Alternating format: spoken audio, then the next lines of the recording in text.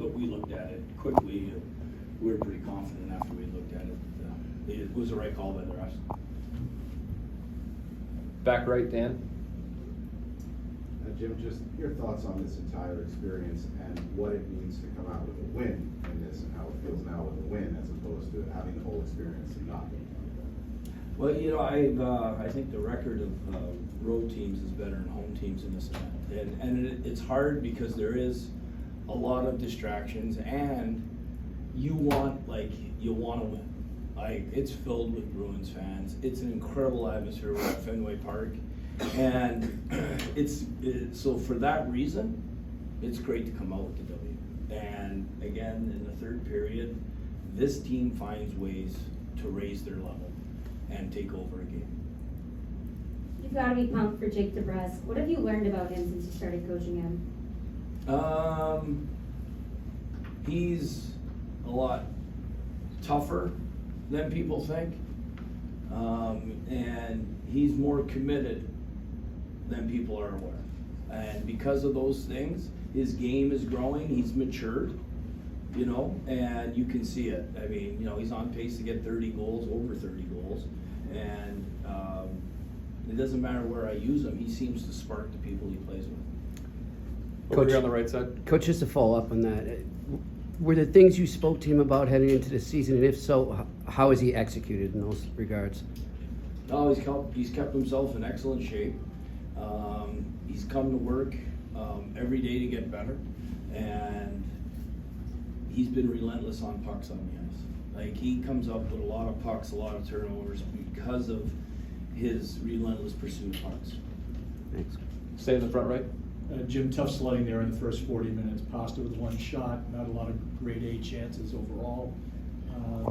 What were you thinking after 40? What were you telling him after 40? I know exactly what I told him. I said, one, we've been the best third period team in the league for a reason.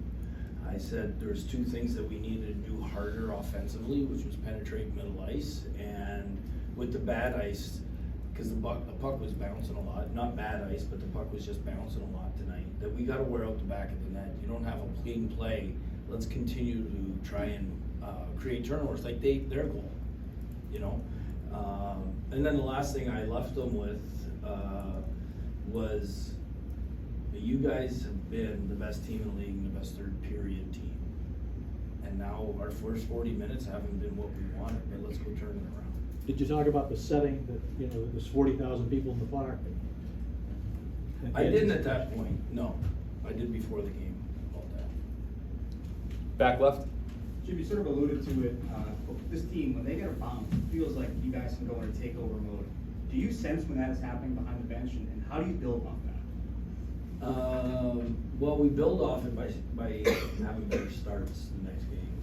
Our starts have not been as good as they were the first 20 games, these last, 15. And, we need to get back to playing a complete 60-minute game. But, the resilient attitude and never say die ability of this team to ratchet it up. At the end of the second, Foligno asked me if he could have the room, and I said, yes, you can. And again, things were 1-1, and Pittsburgh was forechecking us good, and we weren't getting pucks out, and I was getting a little negative, and Bergen goes, we're gonna be all right, And it was another way for us to communicate, to be these guys got it. I can just shut up behind the bench. Left side, second row.